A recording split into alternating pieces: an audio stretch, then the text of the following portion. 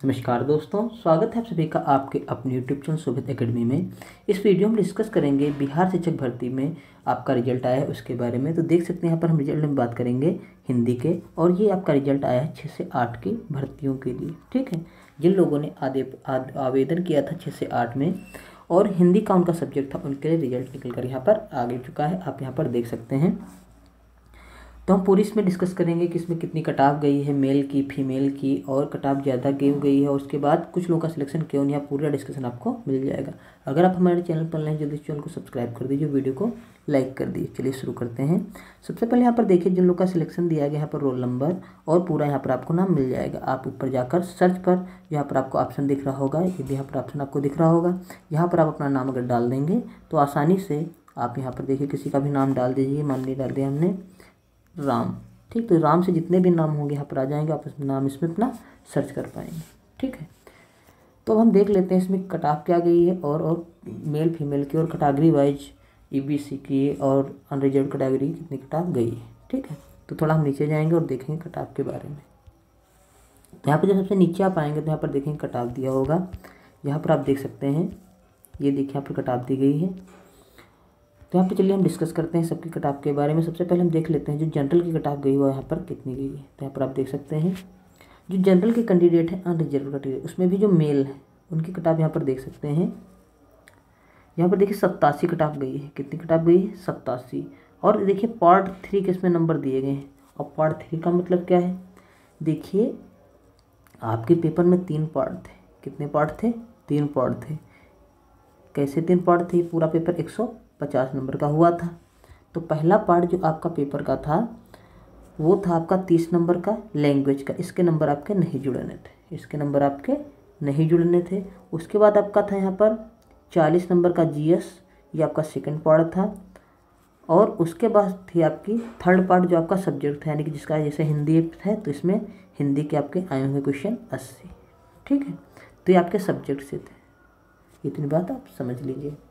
तो वही पार्ट 3 के नंबर यहाँ पर दिए गए हैं। इसमें पता नहीं पार्ट 2 के नंबर और क्यों नहीं दिए गए हैं। ठीक है, फिलहाल हम समझ लेंगे पार्ट 2 में 69 गए तो पार्ट 2 में कुछ भी नंबर रहे होंगे। ठीक है, तो ये पार्ट 3 के नंबर दिए गए, यानी कि 80 में से 69 नंबर। तो कटाव बहुत हाई गई है। इतनी वैसे उम्मीद नहीं कटाव जाने की, बहुत कटाव यहाँ पर निकल कर आ रही है। तो मेल की कटाव यहाँ पर गई है 87। वहीं पर पार्ट 3 यानी कि जो इनका मेन सब्जेक्ट था उसमें 80 में से 69 कटाव गई है। और डेट ऑफ बर्थ यहाँ पर देखने के लिए गई है 15/7/1999। ठीक है, उसके बाद हम देख लेते हैं जो अनरिजर्व्ड कैटेगरी थी यानी कि फीमेल। तो फीमेल के लिए यहाँ पर आप देखेंगे अनरिजर्व्ड कैटेगरी में इनकी कटाव यहाँ पर निकल कर आती है 83। ये 83 किस में से? 120 नंबर में से है 83। ये भी 87 120 नंबर में से थी। तो 83 120 में नंबर में से यहाँ कटाव निकल कर आ रही है। और पार्ट 3 यानी कि 80 में से इनके नंबर थे चाहिए थे 63, और इसकी कटाव रखी गई 10/7/1992। ठीक है, तो ये तो हमने डिस्कशन कर लिया अनरिजर्व्ड कैटेगरी के लिए, मेल और फीमेल के लिए। अब हम बात करेंगे जो आपकी ईडब्ल्यूएस में मेल और फीमेल की कटाव गई है उसके बारे में। तो यहाँ पर आप देख सकते हैं ईडब्ल्यूएस में जो मेल की कटाव गई वहाँ पर निकल कर आ रही है 120 में से 80।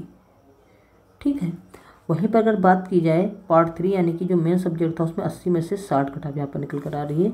डेट ऑफ बर्थ यहाँ पर रखी गई 1/6/1984। ठीक है, उसके बाद यहाँ पर देखेंगे जो फीमेल कैटेगरी गई है फीमेल की ईडब्ल्यूएस में, तो यहाँ पर देखिए कटाव निकल कर आ रही है 120 में से 76। ठीक है, वहीं पर पार्ट 3 में जो आपकी कटाव निकल कर आ रही है 80 में से 58, और यहाँ पर डेट ऑफ बर्थ निकल कर आ रही है 21/1/1993। ठीक है, उसके बाद यहाँ पर हम देखेंगे एससी में मेल फीमेल की कितनी कटाव गई। तो एससी में जो मेल कैंडिडेट थे उनकी कटाव यहाँ पर निकल कर आ रही है 71। ठीक है, 120 में से 71 कटाव यहाँ पर गई है। वहीं इनका जो मेन सब्जेक्ट था उसमें 80 में से 53 कटाव गई है।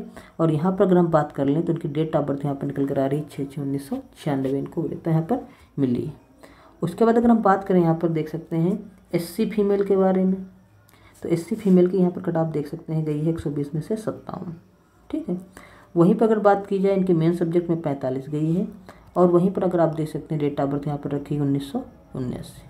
ठीक है, तो इस प्रकार हमने डिस्कशन कर लिया यहाँ पर जो आपका जनरल की किताब, अनरिजर्व्ड की, ईडब्ल्यूएस की, एससी की। अब हम बात करेंगे एसटी की। ठीक है, अब देखिए यहाँ पर एसटी में जो मेल स्टूडेंट थे उनकी कटाव यहाँ पर निकल कर आ रही है 74, 120 में से 74।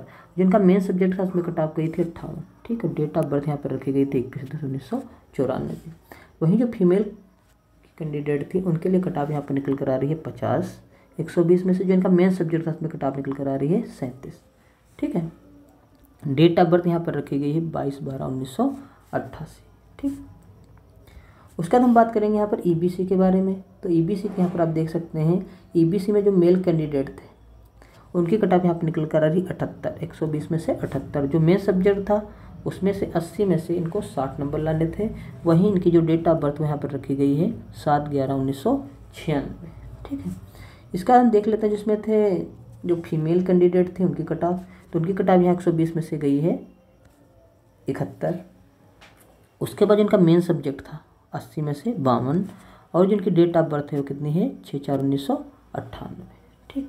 अब हम बात करेंगे जो यहाँ पर बीसी कैंडिडेट थे उनके बारे में। तो यहाँ पर आप देख सकते हैं जो बीसी थे यहाँ पर आप देख सकते हैं ये बीसी में मेल की कट ऑफ यहाँ पर कट ऑफ देख सकते हैं गई है 82 और जो मेन सब्जेक्ट था उसमें गई यहाँ पर 61 और डेट ऑफ बर्थ रखी गई यहाँ पर 1998। वहीं जो फीमेल कैंडिडेट थी यहाँ पर उनकी कट ऑफ रखी गई यहाँ पर 77, 120 में से और 80 में से 56 और डेट ऑफ बर्थ यहाँ रखी गई 15/2/1980। ठीक है। वहीं अगर बीसीएल की कट ऑफ बात की जाए तो बीसीएल की कट ऑफ यहाँ पर निकल कर आ रही है 75 और यहाँ पर देख सकते हैं 61 जिनका 80 में से था मेन पेपर और यहाँ पर देखिए कट ऑफ निकल कर आ रही थी डेट ऑफ बर्थ की 4/8/1998। ठीक है। इसके बाद हम देखते हैं डिसेबल्ड जो पर्सन थे वो 4th कैटेगरी में उनकी कट ऑफ यहाँ पर देख सकते हैं 120 में से 68 यहाँ कट ऑफ निकल कर आ रही है और यहाँ पर जो इनका मेन सब्जेक्ट था उसमें 80 में से 55 नंबर लाने थे। डेट ऑफ बर्थ यहाँ पर रखी गई थी 14/7/2002। ठीक। उसका जो डिसेबल्ड पर्सन डीडी कैटेगरी के थे वहाँ पर कट ऑफ थी 56, 120 में से 56 नंबर लाने थे। वहीं इसके अंदर जो 80 नंबर का पेपर हुआ था आपका जो 3rd पेपर उसमें 40 नंबर और यहाँ पर डेट ऑफ बर्थ रखी गई 25/12/1994। फिर डिसेबल्ड जो ओएच कैटेगरी के थे स्टूडेंट उनके लिए कट ऑफ यहाँ पर 120 में से 78 रखी गई है और यहाँ पर आप देख सकते हैं जो इनका मेन सब्जेक्ट था उसमें 80 में से 60 नंबर रखी गई है और 25/6/1986 यहाँ कट ऑफ रखी गई है। ठीक है। फिर डिसेबल्ड जो आपके एमडी कैटेगरी में स्टूडेंट जो थे उनके लिए 120 में से 40 कट ऑफ रखी गई है। वहीं पर अगर देखा जाए तो उनका मेन सब्जेक्ट में 80 में से 27 और यहाँ पर उनकी डेट ऑफ बर्थ रखी गई 1981, 12/5/1981। उसके बाद देखिए जिसके दादा या बाबा जो थे वो ग्रैंड चाइल्ड थे यानी ग्रैंड फादर थे यानी कि grand child of x freedom fighter स्वतंत्रता सेनानी के पोते के लिए यहाँ पर कट ऑफ रखी गई है 43 यहाँ पर आप देख सकते हैं। और उसके बाद यहाँ पर आप देखेंगे 27 नंबर जो कट ऑफ रखी गई है वो यहाँ पर रखी गई उनके मेन सब्जेक्ट के लिए और ये कट ऑफ यहाँ पर रखी गई उनकी डेट ऑफ बर्थ के लिए। ठीक है। तो इस प्रकार जो आपकी हिंदी की कट ऑफ निकल कर आ रही है जो कट ऑफ गई वो आपकी बहुत ज़्यादा चली गई यानी कि स्टूडेंट जो थे वो बहुत ज़्यादा प्रिपरेशन कर आए थे। और कुछ लोग कह रहे हैं हमें कमेंट में लगातार कि सर हमारे नंबर तो कट ऑफ में आ गए हैं यानी कि उनका कहना है कि जैसे इसमें कट ऑफ आपकी मान करें 87 गई हिंदी में जनरल की तो वो कह रहे हैं यहाँ पर कि हमारे सर नंबर तो पूरे हैं तो हमारा सिलेक्शन क्यों नहीं हुआ। जैसे यहाँ पर आप देख सकते हैं यहाँ पर कट ऑफ जैसे 87 गई तो कुछ लोगों के नंबर 88 हैं और कुछ लोग के 89 हैं कुछ लोग के 90 हैं।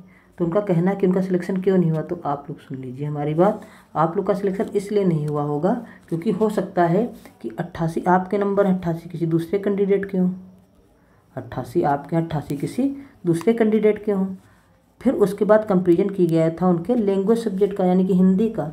फिर जिसके उसमें मार्क्स ज़्यादा हुए होंगे जिसके मार्क्स उसमें ज़्यादा हुए होंगे उसका सिलेक्शन हो गया होगा। भाई आपका सिलेक्शन नहीं हो पाया, बात आप समझ लीजिए। ठीक है। अगर दोनों सेम नंबर थे तो लैंग्वेज से लेंगे, अगर लैंग्वेज में भी सेम नंबर है तब हो जाएंगे डीओबी पर यानी डेट ऑफ बर्थ। ठीक है। तो आई होप आप लोग को समझ में आ गया होगा कि आप लोगों ने अगर कट ऑफ निकाल लिए तब भी आपका सिलेक्शन क्यों नहीं हो पाया है। हो सकता हो फिर लैंग्वेज में आपके नंबर कम हो अदर कैंडिडेट से, या तो ये भी हो सकता है कि आपके लैंग्वेज में अगर नंबर दोनों के बराबर है तो डेट ऑफ बर्थ की वजह से आपका सिलेक्शन नहीं हो पाया है। ये बात आप बहुत कायदे से समझ लीजिए। ठीक है। आई होप आप लोग को वीडियो में इन्फॉर्मेशन मिल गई होगी जो आप जानना चाहते थे। वीडियो अच्छा लगा हो तो वीडियो को लाइक कर लीजिए और वीडियो को ज़्यादा से ज़्यादा शेयर कर दीजिए। वीडियो देखने के लिए बहुत बहुत धन्यवाद। Thank you very much.